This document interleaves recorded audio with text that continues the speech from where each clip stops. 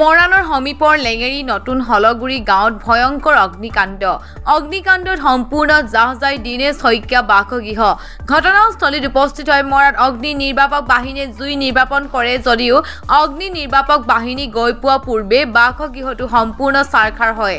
গৃহস্থই পথাৰত থকা অৱস্থাত বিদ্যুৎ শ্বৰ্ট চাৰ্কিট হৈ অগ্নিকাণ্ড সংঘটিত হয় বুলি আশংকা কৰিছে। অগ্নিকাণ্ডত নগদ 2.5 লাখ টকা আৰু ঘৰৰ সম্পূৰ্ণ আচবাব নথিপত্ৰ জুইত জাহ যায়। মোৰ এতিয়া ক'বলৈ গ'লে বিশেষকৈ এতিয়া মোৰ 2,60,000 পইচা কেছ পইচা আছিলে, সেইখিনিতো জ্বলি গোটেই ছাই হৈ গ'ল, একোৱে নাপালোৱেই। আৰু গোটেই ঘৰৰ সম্পত্তি যিমান আছিলে ধৰক কাপোৰে কানিয়ে ধৰক গোটেইখিনি জ্বলি শেষে হ'ল। বিচনাই পাতিয়ে যিমান যি আছিলে ধ্বংস, একোৱে নাপাইছিলে আৰু গোটেইখিনি ধ্বংস হৈ গ'ল।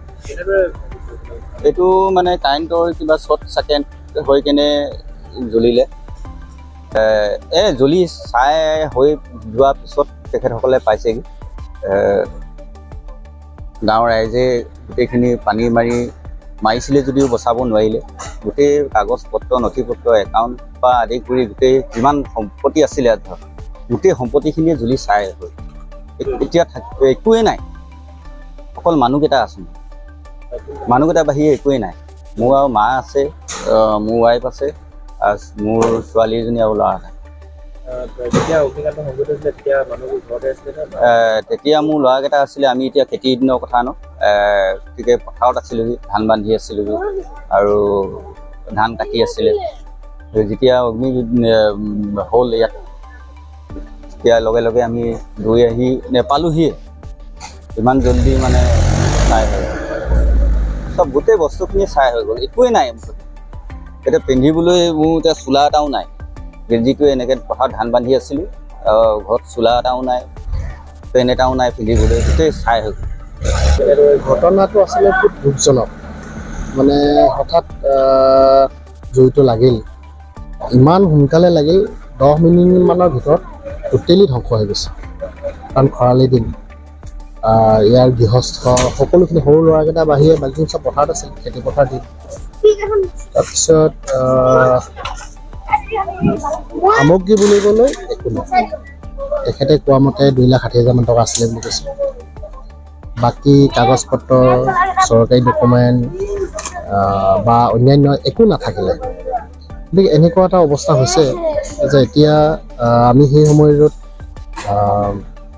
আপোনাৰ অগ্নি নিৰ্বাপক বাহিনী মাতিছিলোঁ যদিও 10 মিনিটৰ সময়ত পোৱাটো সম্ভৱ নহয়।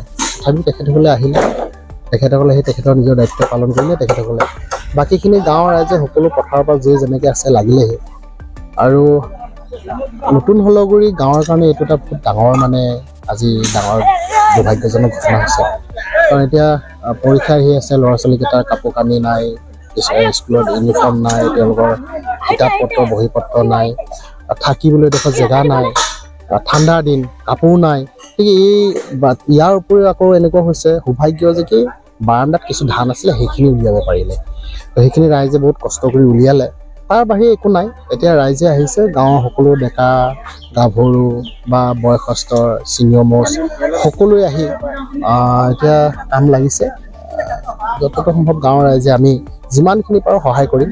আৰু চৰকাৰলৈ আহ্বান জনাম যে যদি সাহায্য নিয়মৰ ভিতৰত পৰে, তেতিয়াহ'লে এই পৰিয়ালটোক সকলোৱে আহি সহায় যদি কৰে বা প্ৰশাসনৰ ফালৰ পৰা যদি সহায় কৰে, সেইটো আমি আহ্বান জনাইছোঁ হলগুৰিবাসী ৰাইজৰ কাৰণে। আমি একদম মোৰ নিজৰ কাষৰ ঘৰ, আমি সদায় সৰুৰ পৰা একেলগতে ডাঙৰ হৈছোঁ। এতিয়া যিটো কণ্ডিশ্যন হৈছে আমাৰ সকলোৱে বেয়া লাগিছে। গতিকে এই পৰিয়ালটোৰ কাৰণে সকলোৱে আগবাঢ়ি আহি বিপদৰ সময়ত যদি এষাৰ মাত দিয়ে, এষাৰ অলপ যদি সাহায্য আগবঢ়ায়, আমি নথৈ আনন্দিত হ'ম বা কৃতজ্ঞ হ'ম।